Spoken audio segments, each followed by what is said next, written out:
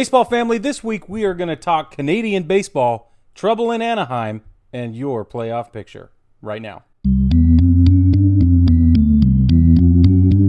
9 Plus Us presents the Baseball Together podcast with your hosts Blackjack Brad and Kansas City Little Big Briggy Blue Eyes. And now, Baseball Together.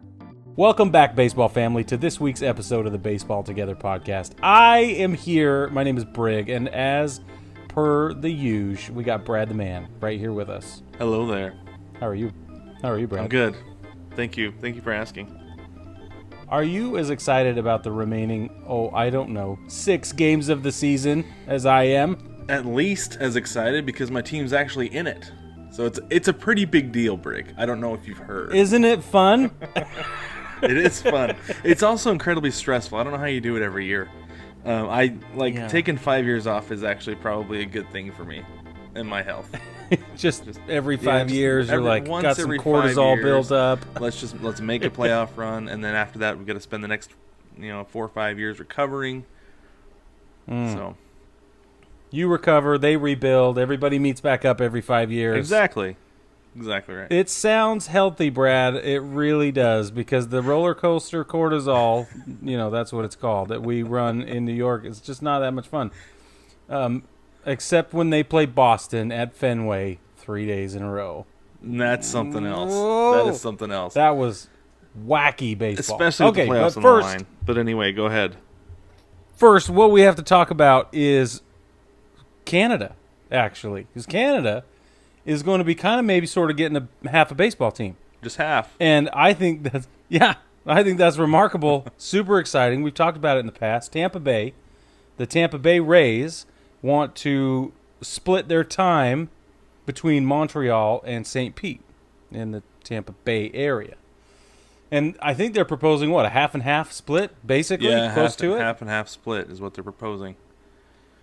Now, I have a question for you, Brad. Well, a couple of questions. First, we're all wondering how the fans feel about this. So, if you're a fan of the Rays in the Tampa Bay area, Brad, how do you feel about this situation? Well, I'd be upset. I'd be incredibly upset about it. I mean, because think about this. So, if they get the Rays for the first half of the season, and then Montreal gets them for the second half of the season, that's a playoff team they're missing, right? Yep. Yes. And then if Montreal has the Rays for the first half of the season, and then they are in Tampa Bay in St. Pete for the second half of the season, so you can get their playoff run, you're still not getting that early season fix. Yep. Right? Because, yes, they can go to spring training games. They can go, the Yankees are right there just down the street for spring training. You can go to those games, but it's not the same. You've got to get that fix early in the season if you can. It's a completely different experience. And so, I mean, if I was a Tampa Bay fan, if I was a Rays fan, I'd be a Marlins fan the day after they announced this was official, to be honest with you. I don't care if I live down the street from the Trop. I'm a Marlins fan. I'm never going to another Rays game again. Wow. Okay, so if you're a Montreal baseball aficionado, how do you feel now? I mean, in that case, some baseball is better than none, right? Well, yeah, it's been since 1994, 5. It's been longer than that, or no, it hasn't been that long. Hasn't it not? No, it was like. When did Montreal leave? So they, I want to say it was the late 90s because they came back. They came back after the strike. Oh, that's right. But we all know that, economically, and with the trades and everything that was going on, that's what killed Montreal. Yeah, was the strike. But they did hang on for a couple of years. I think it was 99 or 98, maybe. Let's see. I've got it right here on baseball. 2004 was their last season. What? 2004? Yeah. Well, you could have fooled me. I know. Well, because there was so much talk about them leaving and going to DC that I think that we all just kind of checked out at that point. Yeah, I did not know it was that late. That is maddening. Yeah, I was thinking maybe it was 99 or 2000, but I think that it would have been more of a to-do during those years. So, yeah, 2004 makes sense. Huh. I was 10 years off. That feels terrific. Okay, so my next question is, have these people heard of COVID? Oh, the Rays? And do they know what happened to Toronto? I think they're choosing to block it out, honestly. And here's the thing. Healthy avoidance. I think part of it, though, is that, like, I think they're counting on this plan coming into play in, like, 2 years, probably, maybe 3. Mm-hmm. And I think it's not now. Right, yeah, it's not season, tomorrow. either. It's not the 2022 season because, no. I mean, we'll get there in a little bit, but that don't look good. But let me see if I can find something that says exactly when. Well, it's still in the proposal stages, so I don't even know that they have announced any sort of deadline. If they have a proposed year, like if they are going to say 2023 season, so the Rays are committed to playing their home games at the Trop through the 2027 season. So they've got time. It's okay. We're way ahead of the the game here. Okay, but still, though, I'll be honest with you. If it's December and they say starting in 2028, the Rays are going to be splitting their season in Montreal and Tampa Bay, I'm a Marlins fan that day. Okay, so I wouldn't want to have anything to do with it. Do you really think they're going to do half and half like that, or do you think it'll be, more fluid with the travel schedule, right? Where you say, okay, well, since we're already going to be all the way up in New York and Boston or whatever, maybe we'll just hop into Montreal on our way to Seattle.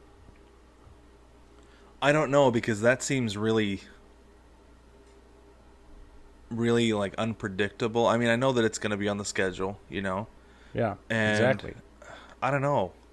It seems strange, because on the other hand too, though, like if Montreal draws better than they do at the Trop, the players are going to want to be in Montreal in September. 100%, right? And the players might want to be in Montreal in September anyway because it's cooler. Actually, they probably want to be there in August, like July and August, right? August. Mm-hmm. But no doubt. Yeah, I don't know. It's interesting because the way they're going to do it, like what they would do with it. Because I hadn't even considered a clean half and half split until you just now said that. I was thinking that they would mix it up and maintain a certain balance throughout the entire season, both for travel capabilities and, the strain of that, but also, if you think like, okay, can we acclimate a little bit before we go into Toronto, or can we, you know what I mean? Well, there's that, but it also creates an unfair advantage. Like it takes away some of the competitive balance because they're not traveling nearly as much as other teams. Like the Blue Jays having to go down to Tampa Bay for however many games, like that's not fair if the Rays are just happen to be playing this one series in Montreal against the Astros, and then they just have to hop and skip and a jump over to Toronto, right? Like to me, it takes some of the competitive balance out of the league as far as the travel goes. And I know, like a few years ago, we had the Astros complaining about their horrendous travel schedule throughout the second half of the season, but it's consistent. It's consistent travel across the board. And Seattle knows all about that. Yeah, tell me about it. So, but if you think about it in terms of the fan base, I think it would be better, more well received, whatever, if you're like swapping series, home series, right? That would make more sense, yeah. Parks. Yeah. Because I just don't know what they'll end up doing. Because then you have your Tampa Bay opener, you have your Montreal opener later in the month, and then you have everything else. But yeah, it's going to be weird. And my big question for you, Brig, is, well, first, before we get into that, I thought this quote was really interesting from the team president, Matt Silverman. He said it's the best and possibly only chance for baseball to be here in Tampa Bay for generations. It's like, if that's the solution, you've got to get out. Like, they just can't be there because I don't feel like it's a viable solution. Well, it's what they're trying to do is bring in more merch money, and more broadcast dollars and more gate, right? That's it. That's all. It all comes back down to money, because if the people in Montreal really do want to watch baseball, then they're going to come out and they can kind of test the water. It's almost like, market. It's like a soft move, right? Yeah, you're like, wow, we're drawing way more in Montreal than we are in St. Pete. Let's just make the move. Yep. So okay, back to my question for you, and then we'll move on. Okay. Do they change the name? Do they become the Montreal Rays of Tampa Bay? No. Goodness gracious, what about they cannot the Tampa do that. Bay Rays of Montreal? No. No. Honestly, if they're going to make the move at all, they need to be wearing Expos gear in Montreal. Yeah. How about this? What if? Why is that even a question? So I think you're onto something there. What if they were still the Rays? They're still the Tampa Bay Rays, but they're red, white, and blue with the pinwheel hat. Ooh, you mean with the actual? They might as well at that point. That's what I'm saying. That's ridiculous. The paneled. I know what you're saying. Hat. I just thought it was like, wait a minute. Yeah, I see what you're saying with the M, the squiggly M. Yeah. Yeah. Mm-hmm. No, I like it. I honestly, I think if you're going to play in Montreal, you kind of have to be the Expos, at least when you're there. I don't know what you do with the Rays. I've always thought the Rays was a dumb team name anyway. The Devil Rays made a whole lot more sense. And if they wanted to get rid of the Devil and just be the Rays, they should have been like the Manta Rays or the Stingrays instead of just the Rays. Because I thought it was a weak name. They're the Sun Rays. I know. I know. But they're still wearing Devil Rays gear periodically. Yeah, that tie-dye Ray thing's like stupid. I don't like it. I know, and I don't like it. It's coming back. And again, this is what brings me back to my point about cash grab. Because they're like, well, maybe the fans will respond to the retro gear. Maybe we need Dennis Quaid to come play for us for a minute. Maybe, you know what I mean? It's like, I don't know what their plan is, but they're clearly trying everything they can. Well, if they brought back that, and none of it's working. No. So, anyway. Woof. It's complicated. It is very complicated. Lots of baseball is complicated right now, baseball family. A lot of it is. Yeah, so much so. And that's okay. So but it's also a very exciting time for baseball with all the things going on. So yeah. All right. Speaking of complicated, let's move on to Ohtani. Trouble in paradise. Or something. Somewhere. So Shohei Ohtani, through an interpreter, said, I really like the team. This is regarding the Angels. I really like the team. I love the fans. I love the atmosphere of the team. But more than that, I want to win. That's the biggest thing for me. I'll leave it at that. So for some context, I'm assuming that this was said immediately following the Angels' loss to the Mariners on Sunday. That's what it looks like. So he pitched 7 great innings, gave up 1 home run in the 7th inning. He left with a 1-1 tie, and the Angels ended up losing 5-1 because the bullpen just flat out fell apart. The wheels came off in the 8th inning, and I'm fine with it because the Mariners are in a race. You know, I need the win, but at the same time, I get exactly where he's coming from because that's got to be so frustrating. He's like 10-2 on the season, and I'm sure that with as many starts as he had, he should be way better than that. But the blowpen is bowling things. The bullpen is blowing things. The blowpen. Maybe we'll start calling it the blowpen. Let's call it the blowpen if they can't bring it together. Seriously though, like that's been fantastic. An issue. The blowpen. Oh, I love it. Put that on a T-shirt, will you? Let's do it for sure. The blowpen. But I mean, do you think we could see Ohtani demanding a trade this offseason? He's got 2 years left on his deal. I don't know that he'll demand one, but he might jockey for it. Well, jockeying and demanding is really the same thing. If he's I don't see him walking into the general manager's office, pounding his fist, pointing to his interpreter, pointing to his interpreter and saying, "Tell him I said this." Yeah, he's demanding a trade. Yeah, you know, I don't see that happening. I see him, saying, "I would prefer it if you explored the options to trade me away from this team because I want to win." Yeah, I can see that, and I think he's right. Sorry, I'm upset to say that, but if they can't give Mike Trout what he needs, and then Mike Trout's hurt anyway. Well, and Mike Trout's got all the money on that team. All of it. So that's an issue. That's the thing that I think is so funny. And it happens in every sport. I mean, it happens in basketball. Not quite as bad because they have a little bit more reined in on those contracts. Yeah, they have the cap, and then they have a max contract as well. Right. Like, you're only allowed to give a guy so much money so that you can spread the wealth. Yeah.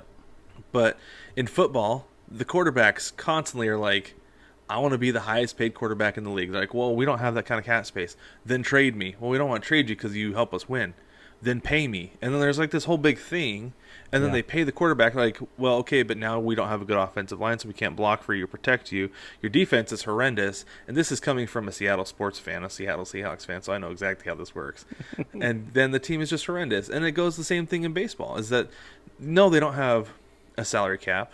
Yes, they have the luxury tax threshold, but at the same time, the owner's got a budget. Yep. Like, that's the thing, is the owner's like, well, I have this much money I can spend on my team, and if you're taking all of it, then you're not going to have any pitching. You're going to have very little support in the lineup behind you, and we're going to have a really weak team because we're paying you all the money in my wallet. And so I'm very sorry. We'll try to do the best we can in the farm system to develop players, but we know that doesn't always work out. And that's what the Angels are seeing right now. That's right. And guess they don't have any money to give to pitchers. Guess what teams are not seeing that right now? St. Louis, Tampa Bay, Chicago Southside. I mean, these are division champions. We're not seeing it in Seattle, and this team, they're a team on the rise. The reason Milwaukee's that not that way. They just clinched it. You know what I mean? Yeah. It's like, come on now. Yep. You'd think. And this is, Houston won a World Series with one of the lowest payrolls in the league. Spreading it out. Yeah. So, I don't know. Like, this is the thing, is like, as much as I love seeing the Stars, like, they've got to, like, this is why the league needs a salary cap, is because they need to protect. The owners need to protect themselves, and then the players need to have, like, kind of like a meter to, like, golly, I don't know. It's almost like keep them in check so they can't get too outlandish with their demands, you know? Yeah. Even if it's a max contract like they have in the NBA and leave out the cap. Leave out the cap. Like, they've got to have something where these guys cannot get $430 million over 13 years. That's absurd. It's absurd. Like, I'm happy for them because that's awesome, but it's absurd. But it's only good for them and their families. And what's interesting is that, so I've never looked at it as clearly as this until recently, but let me put this past you, okay? This fight between players and owners is constant. It's never going to go away, right? It's always going to be there. But what happens is you have 60 people yelling at one group, at one office staff. 60 individual personalities, 60 different agents, potentially, right? 60 different negotiating terms, 60 different hopes and dreams, 60 different capabilities, whatever. The only thing the front office and that team ownership is asking for is to win ball games. Show up every day, be a hell of a ball player, and win freaking games. That's all they ask. So like, you talk about the disparity of you know, like the ask, right? Who's asking for what? I don't know. If you paint it in that light, it makes you wonder if, you know, maybe these owners do have a certain amount of argument. Just a certain amount. Yeah. Well, and, you know, the owners, I mean, they're trying to make money, right? Of course. Like, that's the reason they pay the guys. That's right. Because they want them to stay there so they can continue to draw. Yeah. Because I think if they were to trade Ohtani, if they were to have lost Mike Trout to the Phillies, you know, like there was talk about, you know, if they didn't have Trout and Ohtani and they still had an aging Pujols, nobody's coming to see that. Nope. They draw less than they are right now. Yep. So I agree. There is something to be said for paying guys. But there's also like a major defense against not. Because Manny Machado's working out. He really is. He's working out. Bryce Harper's carrying his own right now. You know, he's doing great. Yep. Giancarlo Stanton, he found his way out of the Ellsbury. He showed up out of the Ellsbury lounge, and he's here. And it's because he's not injury prone somehow. Knock on all of the wood. Anyway, Joe Maddon, just to talk about the Anaheim Angels really quick, Joe Maddon says he's asking the front office to improve pitching rotation this offseason. But, again, this goes back to what you were saying, right? Ohtani, he's going to want out potentially. And Maddon's like, we need better pitching, and they're going to lose a starter. It's just... They could, yeah. They could. Yeah, 'cause they have so many issues, and that's been their issue all season long, is the pitching. Like, they have guys on that team who can hit, They've got a first baseman, Jared Walsh. And then they've got Brandon Marsh, who's been playing center field the last month and a half. That dude can hit, and he can run. I mean, he scored on back-to-back triples by Ohtani the other day. That's awesome. Yeah, he hit a triple in the first inning, and then he hit another triple in the third inning, and Marsh was on base for both of them. Yeah, Marsh is a really good player, and they have good guys who are coming up, but man, that pitching, they can't do anything if they're just giving up dingers and doubles. Right. Well, and like you said, if all the money's tied up in one guy. Mike Trout. Yeah, who's not on the field. That's rough. Which brings me to my favorite topic ever, Brad. The collective bargaining agreement. It expires December 1st, officially. And as a formality, both the union and MLB, the owners, have submitted, or tendered, rather, their intent to seek new labor terms. So like you said, Brad, this is totally a formality, right? It's like they have to say, by the way, we know this is happening, and we're ready to come to the party and talk about it. Ready to come to blows is what they're ready to do. Yep, they are. That's the reality of it. Yeah, and the reason it's important is because it's happening now. We are in the final week of the season.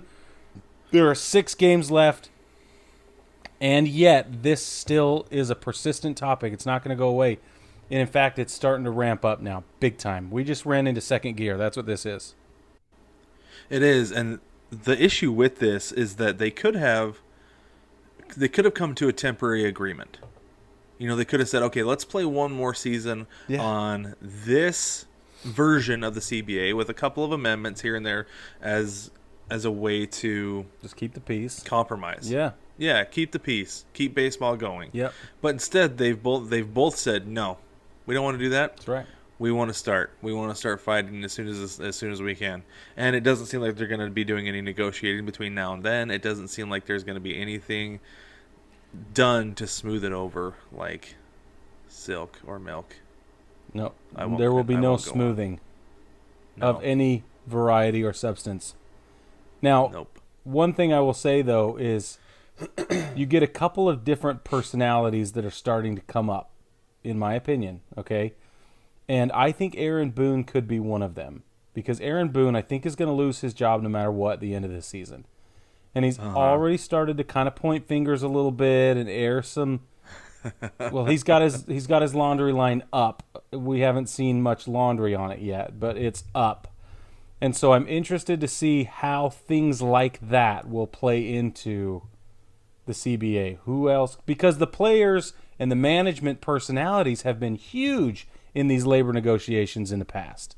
Huge and hugely influential. So I'm interested to see what happens with people like, I think if Alex Cora were in the situation he was in following the scandal from the Astros situation, and the Boston sign stealing and all that wrapped up into one friggin' mess, I wonder if he would have been leveraged on the chessboard at that time. You know what I mean? I'm just saying, if we're going to get ugly, we're going to get ugly potentially. Yeah, and I hadn't thought about that. That could be the case. Yeah. I don't know. I'm just saying. I wonder who else will be in that situation, whose voice will reign, or whose voice will have a seat at the table, etc. That's all. Yeah. Yeah, it's something to keep an eye on. Because there is this. Ken Griffey Jr. is working in the front office of Major League Baseball. He is. Not the union. Not the players' union. Not the union. He's working for Major League Baseball. And I'm hoping that he can be some level of voice of reason. Yep.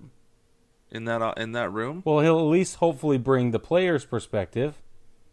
And you think Joe Torre would have done something similar, and maybe he has. I don't know, but this is a similar idea. Maybe. And this is the thing is there are a lot. I feel like there are a lot more former players in that room now than there.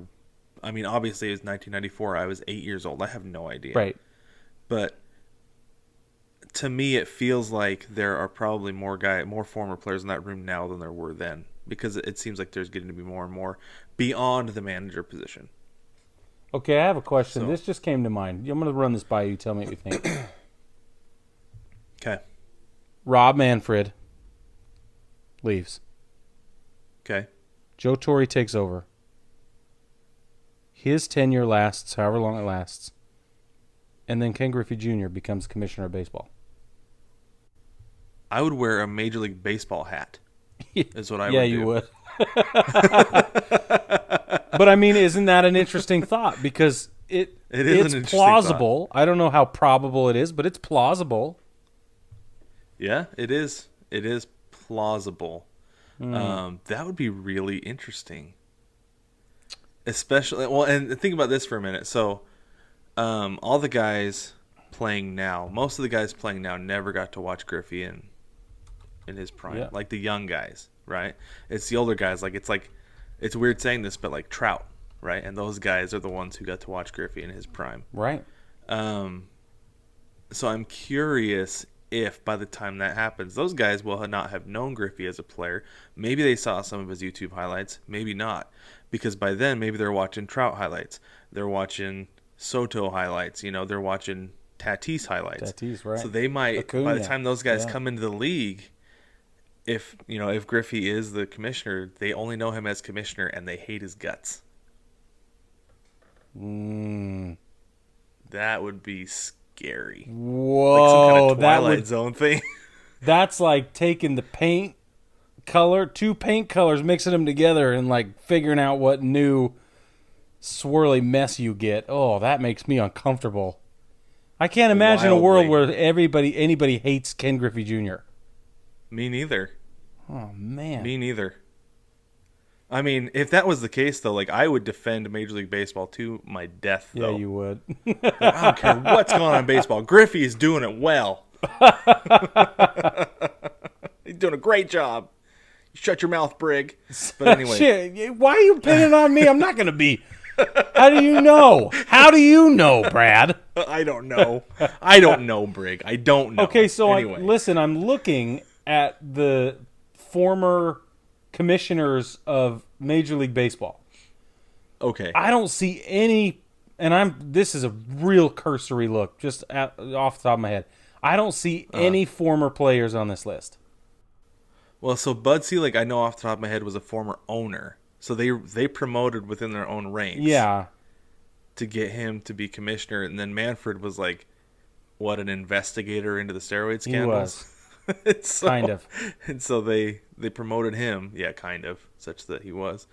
But, yeah, no, I mean, because that would be back-to-back former players if it was Torre and then Griffey. Well, and if it's great under Torre, I mean, maybe it could happen. Yeah.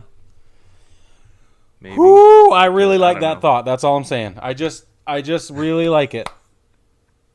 It's good. It's a really good thought. Okay. An excellent food for thought as well. Thank you. Let's take a break. Last thing we have here. Okay. Well, let's talk about this Kevin Kiermaier thing yeah. because I just so fast. I thought it was so funny. So he picked up the Blue Jays scouting report. It was just lying in the dirt around home plate. He picked it up and took it back to the dugout. And the Blue Jays are like, "Hey, we dropped that. Can we have it back?" He's like, No. Absolutely not. You dropped it. I picked it up. That's the finders keepers, right? And so they got mad, and there was a whole big thing, a whole to do. And then Ryan Barkuki, I don't know his last name wasn't on there was no pronunciation guide for his last name on Baseball Reference, so I have no idea. Anyway, he hit Kiermaier in the back, and then said it was quote unquote an accident. Right. But benches cleared. It was a whole ordeal. But no, I just thought it was so funny that he picked it up. I was like, oh, look at this. And the Blue Jays were like, hey, can we have that back? He's like, no. Why would we do that? Asking. That's what I tell people. Funny. You ask an adult question, you're going to get an adult answer, and you have to have an adult response. That's exactly what it was. And no means no. Exactly right. All right, baseball family. With that, we're going to take a quick break. When we come back, we're going to get into the playoffs. Take me out to the ball game. Take me out to the crowd. Buy me some peanuts and Cracker Jacks. I don't care if I never get back with me. Root for the home team. If they don't win, it's a shame. For it's 1, 2, 3 shakes you around at the old ball game. Shop kids' baseball shirts at 9plusS.com. The Another Sports Podcast is the home of sports talk for everyone. Every other week, you can catch David and Jason as they talk about all things sports, from current events to classic moments and everything in between. You can find the Another Sports Podcast on Anchor.fm, Spotify, Apple Podcasts, Stitcher, Podcast Addict, and more. Please don't forget to subscribe, rate, and review. Welcome back, baseball family. So the playoff races have really heated up towards the end of the season here. We've got, like we said, we've got 6 games left. This is Monday night, September the 27th. And, I mean, heated up, it's hot. It's gotten to the point of being hot, right? Yeah. So let's start in the National League, Brig, before we go into the madness in the American League. We talked a little bit about that, but we want to kind of leave a little bit on the table there for you so we had more to talk about and give a little more substance here. But anyways, let's talk about the National League. So right now, the West is kind of crazy, right? We still don't have a division champ. And the thing that's funny about that is that the Padres are like 13, 14, 25, 50 games back of the Giants. It's okay. 24. I knew it was a lot, an insurmountable. It might as well be 50. Exactly. But yeah, the Padres have actually been eliminated. They were eliminated over the weekend. I couldn't believe it. Yep. I had lost track of where they were in the wild card, and man, that's doesn't matter. A big bad deal going on down there in San Diego. I'm sure they're very upset. They are 9 games back. The wild card situation. There's no getting that back. Not with 6 games left. And I think there is going to be a lot of conversation among the front office and the well. I mean, I don't know. But they might not be able to have any conversation this offseason because of the CBA. Right? That's exactly what I was just going to say. Man, that's trouble. San Diego could be in a bad way next year when the season comes around. Wow. Yep. Well, and how much of this can you discuss and bring to the table in the CBA? Can you be like, do we need a division restructuring? Do we need to do something different? It's kooky. It's kooky. Yeah. And it probably will never happen, but I wonder if they're going to use every chip they have on the table, and this season's kooky enough to be one of them. Yeah, it could be. You know? Well, and this is the thing, though, is that everybody had the Dodgers winning that division. Everybody had the Dodgers winning it, right? For sure. We all fell asleep. We all slept on time. San Francisco. Everybody but Ty. Everybody but Ty. Yeah, exactly right. That's exactly right. But still, though, the Dodgers are only 2 games back with 6 to go. That's not bad. Guys, listen again. They're 2 games back. There are 6 games remaining. God. It's going to go down to the wire. It is. It's definitely going to go down to the wire, and that's definitely a race to pay attention to. It's a race to watch. Because, I mean, think about this. The last time the Giants won their division, didn't they win the World Series? Yeah. I'm going to double check it right now. I'm pulling it up. I think that they did. Was that 20? No. Yes, sorry. So the last time they won their division, they won the World Series, but then they won it 2 years later, because that was 2012, and then they won it in 2014, and they finished second in the division. They were a wild card team. There it is. And this is what I'm saying. There's value to just getting in. Just get in. Oh, yeah. 100%. So. Okay, so this is who Los Angeles faces. Let's see. They're going to play the 28th. So the day you're listening to this, hopefully. They're going to play San Diego, 1 game. Then they're going to play Arizona for 2 games. No, I'm sorry. What? Who laid this out? They have a 3-game series against San Diego, which makes a whole lot more sense. And then they're going to play Milwaukee for the final 3 games. Okay. Milwaukee's already in. They're in. That doesn't matter to Milwaukee whether they win or lose those games. Yeah, they could rest everybody. They could play minor leaguers if they wanted to. They don't have to. So the Giants have. Same with San Diego.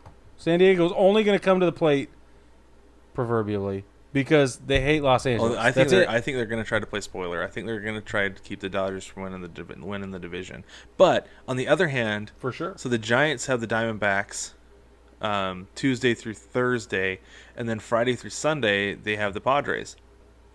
So the Padres are going to try to do as much damage as possible during that time. I think you're right.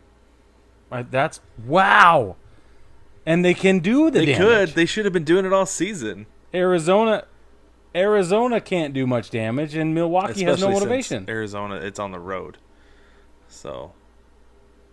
Yes. Yeah. Okay. Whoa, that just got even hairier. It really did.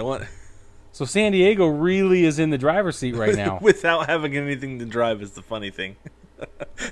But they can't. They literally have no impact on their situation. Oh man, that's so funny. What is happening? I love it. I love it so much. Okay, so you mentioned in the Central we have Milwaukee has that one tied up. They've clinched the division. They've clinched their playoff spot. They're set to go. They can coast for the rest of the season. They can do whatever they need to do. However. Yeah. In the second wild card spot, we've got the St. Louis Cardinals, who have been winning all the games in a row.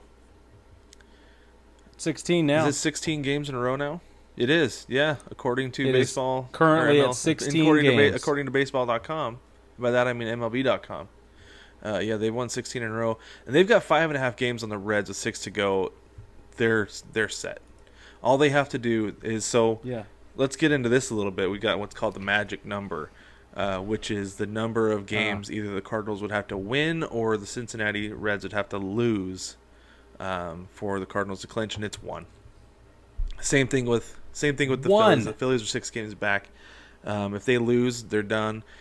And all the Cardinals have to do is win 1 game in the next week. Yeah. Of 6. And if the Phillies have to win all 6 games. Yep. Unless let's go to the National League East. Holy moly. Unless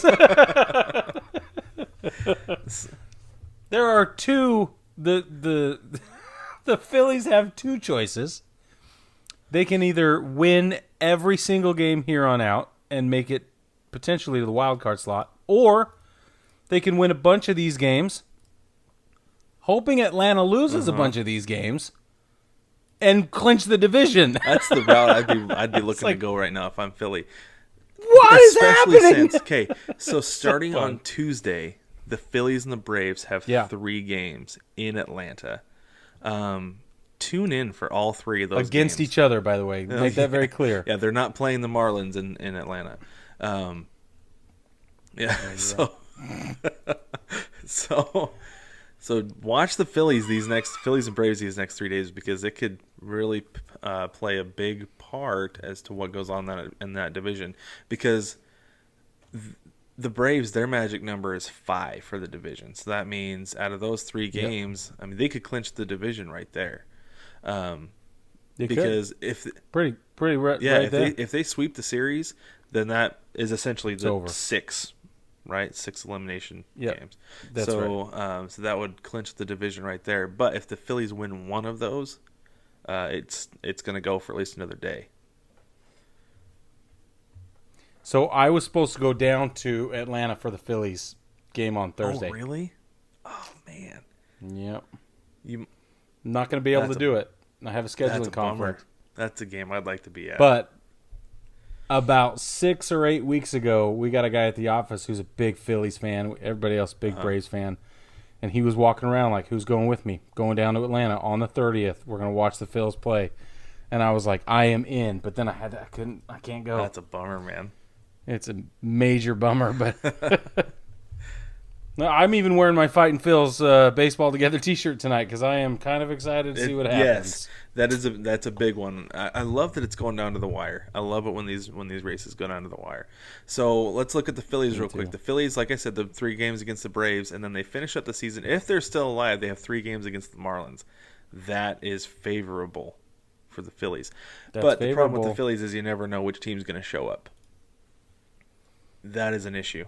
Right. So then, Correct. after the Phillies, the Braves have the Mets for 3 games. Another team you don't know what's going to happen.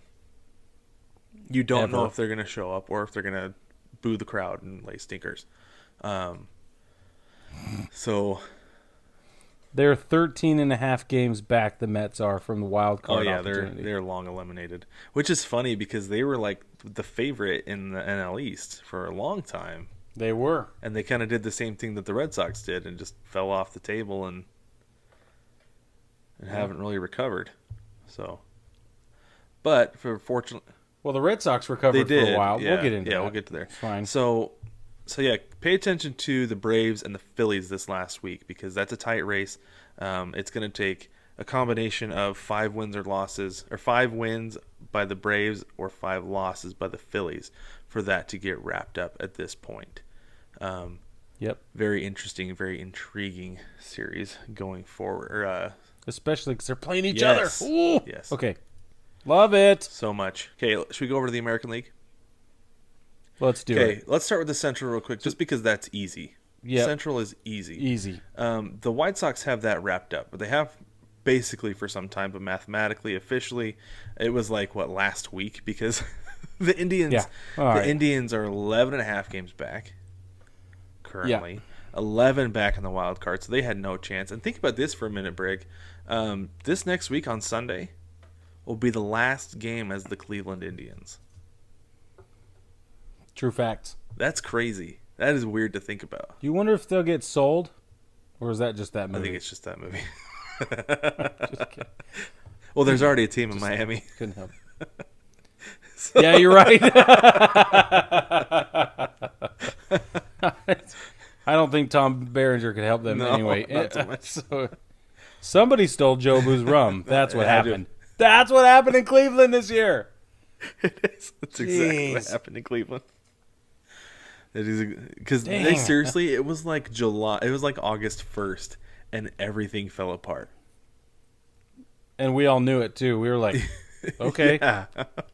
Well, it was. you're gonna trade was a- trade Lindor. It was Okay, the trades, and it was all of a Yeah. sudden Francona was like, "I got to take the rest of the year off for health concerns." Yep. Which he's done before, but at the same time, it's like the Indians just don't. Come on, they don't Tito. care anymore. Just don't care anymore. But okay, so the White Sox have the Central. That's all wrapped up. The Rays have the East, the AL East, all wrapped up. They've Wrapped They've up. got 8 games on the Yankees right now, 9 on the Red Sox, 10 on the Blue Jays. So there's no way that's happening. The Rays, which, I think we both expected them to take a step back this year. I don't know that either of us saw them winning the division. But No. they've been steady. It's like, I thought they were going to compete for a wild card slot. Like we talked about them having that potential, but it would have been a step yeah, back. exactly. Well, and I think that's crazy too is that Tampa Bay and Houston have been the 2 most steady ships in the entire American League. And, until recently, Houston's lost 4 in a row. They're 5-5 in their last 10, which They is are. crazy because that means that the Mariners still have a slight chance. It's very small. Yes, the magic number is 2, but it's still 2. there. Losses. So Houston doesn't play today. The Mariners are actually playing right now. Right. Houston plays Tuesday. Yeah. So if the Mariners win tonight and then the Astros win Tuesday, the Mariners lose Tuesday, then it's over. That's it. That's those 2. For the division Right, race. for the division. But the American League For the wild division card race. is indeed wild. Well, hold on. This is who Houston is playing the remaining 6 games. Okay. They have 3 games against the Rays, and then they have 3 games against Oakland. Well, so let me pull this up real quick because I think Oakland just barely swept Houston. Let me double check it though. They're 3 in a row. Oakland's won 3 in a row. Yeah, they swept them. I'm just saying, So, your Mariners aren't all the way out. so you're saying there's a chance? And you said the only teams that have been steady this whole season have been Houston and Tampa Bay. Mm-hmm. And Tampa Bay, they play 3 games starting tomorrow. Tampa Bay has no reason to win, though. Unless they really want to stick it to No. Houston. That's the only reason. Which I'm sure Don't we all? everybody though, a would little bit? love. Yes, exactly. Yeah. We do all want to stick it to Houston. So Yeah. Just a little so bit. so Houston gave up 2 walk-offs, back-to-back walk-offs against the A's. They lost 14-2 on Friday and lost actually to the Angels on Thursday.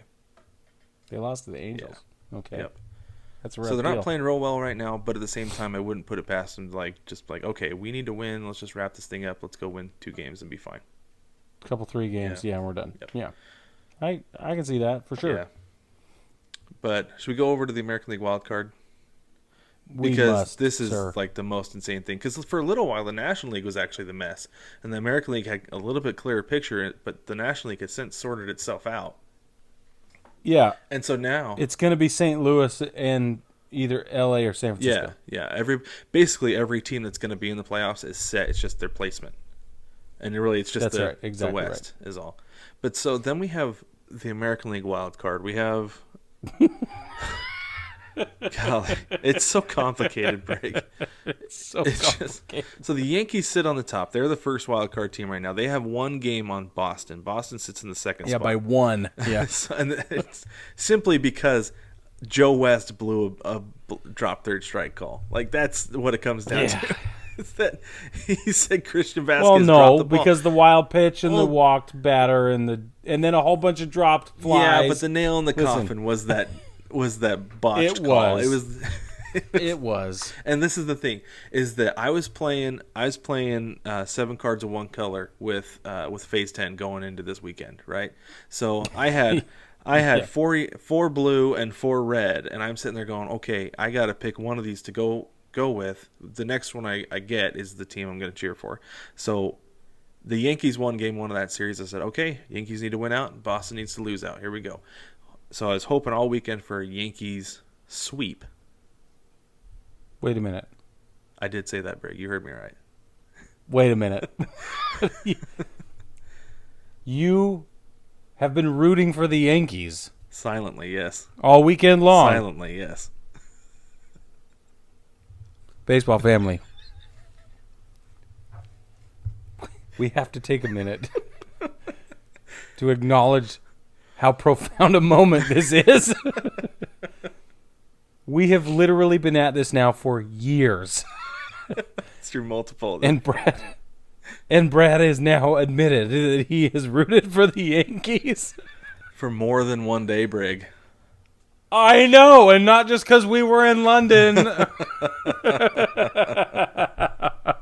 royal we. Yeah.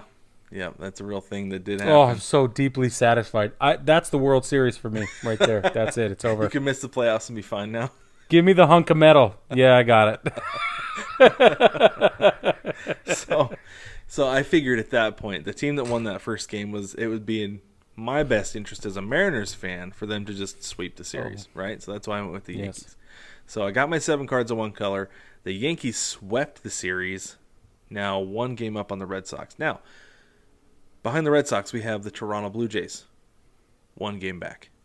We have the Seattle Mariners, 2 games back. And technically we have Oakland that's 3 games back because they managed to sweep the Astros, which is a really big deal. Because when the Mariners swept the A's last week in Oakland, by the way, everybody had the A's done. Dead to rights. Like, that eliminated them effectively, but they managed to come back because everybody assumed that they were going to lose 2 games to the Astros at least, right? Yeah. But it's all about Yeah, matchups. for sure. Sports are all about matchups, and here we go. We have Oakland sweeping the Astros once again and sitting 3 games back. Their elimination number, their magic number is 4. Doesn't look good. They've got to win out, and they've got to hope that the Yankees, the Red Sox, the Blue Jays, and the Mariners all lose out. That's right. And then I think Oakland has to basically win out as well. So Now, hold on. Forget Oakland for a minute. I'm terribly sorry, Okay, all that's you fine. Oakland fans. I just don't think it's possible for Oakland. I don't either. That's the picture I was painting right there. Is that they have to hope everybody loses out and then they have to win out, basically, to get in. So let's talk about Boston for a second, okay? Let's do it. Their 6 remaining games put them in Baltimore for 3, and then in Washington, D.C. for 3. Uh-huh. So they have nothing but away games to finish out the season, but that's a favorable schedule. It is. It really is. Like, big time. Mm-hmm. And the only team that's losing to Baltimore these days are the Yankees. Somehow, I don't understand. I want to cry about it, but that's what.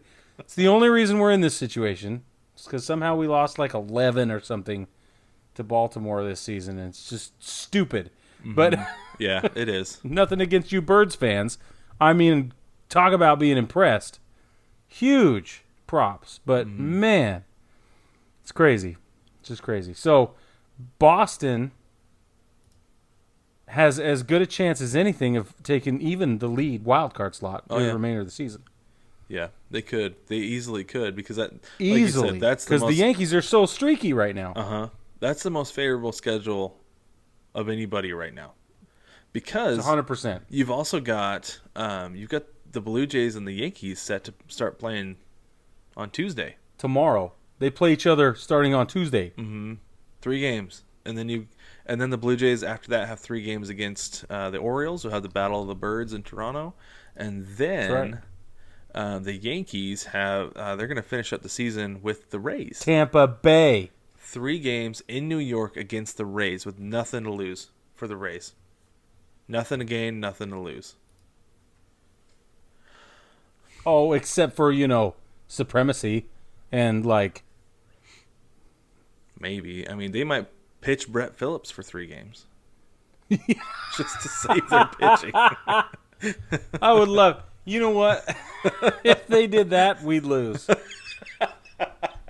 Just because that's how our season's gone. It's true. That he would pitch a shutout. Complete game shutout. He'd pitch a big old egg. He's like, there's my 0 right there. And he retires. My ERA is now 0.4. Seriously. So it's disgusting. So we have the AL East all set up. Now the Mariners are like still a pretty long shot because they don't hold the tiebreaker against any of these teams, I think, except Toronto. So if somehow the Mariners and the Blue Jays come down, it comes down to them getting into that second wild card spot. I think the Mariners hold the tiebreaker over Toronto. Maybe. I don't remember off the top of my head. But they're going to finish the season here. Seattle has 3 against Oakland. Off Thursday, so Monday, Tuesday, Wednesday against Oakland. Off Thursday, Friday, Saturday, Sunday against Anaheim. I think that's a pretty favorable schedule, especially with the day off, and those games are all at home. Oh, they're all at home? All at home. Oh, the man. The problem, Brig, garlic fries. Is that lately, because of the garlic fries, the Mariners have not been playing well at home. It must be the garlic fries. I think so. Yeah. I mean, they've got a 44-37 record on the road, 42-33 at home. So still a winning record, which is encouraging. But as of late, they've been playing much better on the road. I mean, they just finished a road trip 8-2. So let's run a scenario saying that who they play again? The Mariners? Yeah. Playing the A's Anaheim. right now, and then play Anaheim. Okay. So the rest of the American League doesn't care what happens to those games, other than how it may impact Seattle. Mm-hmm. So let's just say for a minute that Seattle wins all 6 of those games. A real possibility. It is a real possibility. So what does that look like now? So it's actually really interesting because, I mean, the magic number is 4, right, for Seattle? As far Gotta as the win wild 4. card goes. Well, actually, sorry, it's 5. It's a combination of 5 losses and 5 wins by Boston. So 5. Boston has to win 5. Well, so it's a combination thing. So any combination of 5 Mariners losses or 5 Boston wins. So Boston could win 2, and Seattle could lose 3, and that would be the 5. Got it. Yeah, it's kind of like I don't know how I can't remember how they figured it out just because the math doesn't always add up to me. But at the same time, like that's what it is. It's a combination thing. It's not necessarily 5 Seattle losses. It could be if Seattle only loses 1 game but Boston wins 4. Or Boston wins their next 5, then they're eliminated. Well, let's talk about their magic number for getting in, though. That's what it is. Right, because what I'm seeing is there's a mathematical possibility that there's a 1-game play-in for the wild card spot, that second wild card spot. Oh, Brig, this is going to be complicated. It's so complicated. I know, but it is mathematically possible it is. that Toronto or Seattle has to play somebody to figure out who in the world is going to take that second AL wild card slot. Okay.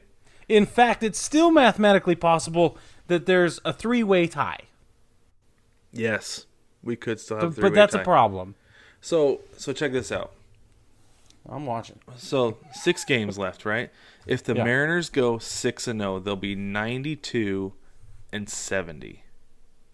Yep. Okay. To go 92-70, the Red Sox would have to go 4-2. The Blue Jays would have to go. Which is totally possible. It is. The Blue Jays have to go 5-1. And the Yankees would have to go 2-4. Also, which is entirely possible. In that case, we would have a 4-way tie. The Yankee and I think the Mariners would be the odd team out because they don't hold any tiebreaker against anybody. Right. And then it would be a 3-way tie in the American League East, and then I don't know. We might have like Boston and Toronto play a 1-game playoff, and then have New York and Boston play a 1-game playoff, or whoever wins that game. Whatever, yeah. Yeah. That would get wild so fast. And if that happens, they're going to keep bumping the AL wildcard game back. Yes. Until they need to. It would only be bumped till Wednesday because that's only 2 games. But, man. Right, but I mean, think of the disadvantage, though, of those teams playing 164th game. Whoa. That would be big and could have major implications, even if they get out of the wild card game. Yeah. So. Holy crap. So real quick, Brig. I mean, you're biased, but you sound incredibly pessimistic about the Yankees' chances of making it. Do you think they'll make it? I think they're going to slide into the second slot. I don't think they'll hold the first wild card position. Okay. And I think what we're going to see is a Boston, New York, American League wild card. I agree. That's what I see too. Just but because I see it going inverted though. Yeah, they're going to switch from where it spots. is right now. Yeah. Because not the that Mariners that really matters, but so here's something crazy with the Mariners on Tuesday. Yusei Kikuchi is scheduled to pitch. He's on there as the probable for Tuesday, but the Mariners are really quiet. Will not say whether he's pitching or not. They're saying we're going to take it 1 game at a time. They just called up today one of their top pitching prospects. He is in the building. Justice Sheffield, who's been awful coming out of the bullpen since coming back from an injury, was demoted. Brash was called up, and there is a ton of speculation that Kikuchi is moving to the bullpen. We might not ever see him pitch again for the Mariners, and barring a playoff run. Yeah. And then it's going to be Brash pitching on Tuesday, Kikuchi out of the rotation because the Mariners have got to win. Because think of that advantage. Like, yeah, he's a rookie. He's never pitched before, but there's no tape. There's no scouting report. Like none. And not only that, there's no yips. Like, hopefully there aren't very many yips or anything he's got to work through. I would hope not. I mean, there are probably going to be some jumps nerves. In. But those nerves could help him throw 100. Exactly. So the Mariners are getting a little wild right now. Well, just trying to make the rest outside. of this push. So yeah, you're right. So I would kill to see a Mariners Yankees wild card. Oh my gosh. Our live stream, we'll get to that in a second. There would be a lot of yelling, a little bit of swearing, and probably some hurt feelings. Let's be honest. Yeah, and I haven't been issued any feelings in a long time. Okay, so. So, okay, speaking of the Mariners right now, so the Mariners are down 3-0 in the end of the second inning. Who's pitching for the Mariners tonight? Jeez, gave up a home run in the top of a 3-run home run to Matt Olson in the top of the first. Yuck. That's, I mean, okay, I will say this. The Mariners are great late. Not great early, Sure. great late. Yeah. And that's a big deal. That's a big deal. The Yanks are kind of that way right now too. Just to be honest with you. Yeah. Yep. Whereas when Boston wins ball games, they just win ball games. They just win. It's like. But their problem lately has been winning ball games. What's that? Their problem lately has been winning ball games. Exactly. Oh, Chris Flexen, I'm not worried about it. He'll give up those early runs. He'll be fine. Mariners are going to win this game. Not worried about a Brig. Oh man, I just would kill for a Yankees Mariners game of any kind at all, because then Brad would get a pie in the face, which he's going to get anyway. Well, so we do have that little bet going on. Yes. Whoever's team doesn't make the playoffs gets a pie in the face. So we got that. Oh, and the A's are pitching Cole Irvin. It'll be fine. I'm not worried about it at all. I'm not worried. Baseball family, for the record, Brad's son is just thrilled at the chance to hit me in the face with the pie. Again. Once again, yes. He actually asked me the other day. He said, "Dad, when do I get to hit you in the face with the pie?" And I said, "Well, we don't know yet if that's going to happen." I was like, "We'll find out on Sunday for sure if you get to hit me in the face with the pie." So that's probably when we're going to do it. So have you given up on their chances? No, I haven't. They're just so slim that it's hard, you know? There's so much that has to go right that's out of their hands. For sure. I mean, that's why I think it's going to be New York and Boston. Right? New York has a game up. Not exactly a favorable schedule going forward, but not too bad at the same time. Like they can take it to the Blue Jays and they'll be fine. You know, and like I said, the Mariners could win out and then still have to do a 1-game play-in if things go right. And poorly for everybody else. Yes, exactly. Like real bad. Real bad for everybody. Yeah. Yeah. So either way, baseball family, it doesn't matter what National League, American League, whatever. We are watching crazy playoff situation right now, and it's a lot of fun. And so we will be live streaming the American League Wild Card game. Okay, and we announced this was last week before, but I think it was don't last forget. Week we brought it up. Yeah, check your calendars, mark it down. We're going to do the same thing we did last time. You're going to mute the broadcast on your television. You're going to pull us up on the live broadcast if you'd like, and we will call the game like we did last time. And it was a riot. Yes. Last time was. And as long as it's not the Mariners and the Yankees, we will be doing some fun. I don't know. I don't want to call them side bets because I don't think they're necessarily side bets. But there will be some other things, some shenanigans to be had during the game, and we're going to have guests as well. Yeah, that's right. So that will be a good time. We'll get to bring some people on and have them talk about their teams and their playoff hopes and dreams. And we're excited for it. Really excited for it. That'll be on Facebook and YouTube. I think those were the two places we had it last time. Yeah, right? Facebook and YouTube. Yeah. Okay. So yeah, tune in, turn down your TV or your streaming, whatever device you stream on, and you can listen to us talk about the game. It's going to be a lot of fun. Yeah, and unfortunately, there's no time on that yet. I think we'll get a time once it's all set, and we'll send out a tweet and a message and put up a post on Facebook and stuff like that, so everybody knows.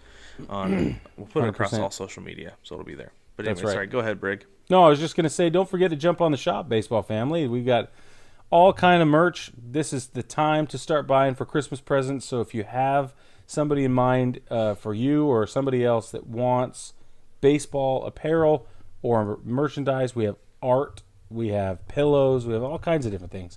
And especially when it's getting cold, we have hoodies and things like that as well.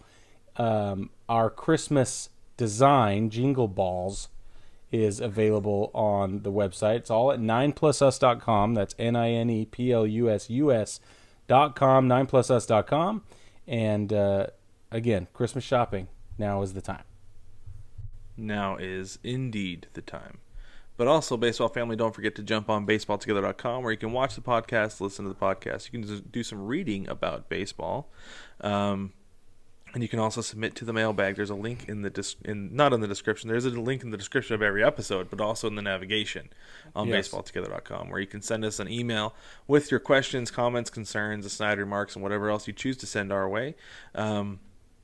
And on top of that, you can also leave us a voicemail. There is a link in the description of every episode where you can click on that and you can leave us a voicemail with your questions, comments, concerns, or once again, snide remarks as you choose, and we'll respond on the podcast with a shout out for you. But baseball family, keep your eye on the standings and on baseball for this next week, because it's going to be very exciting and a ton of fun. And we will catch you at the end of the season next week.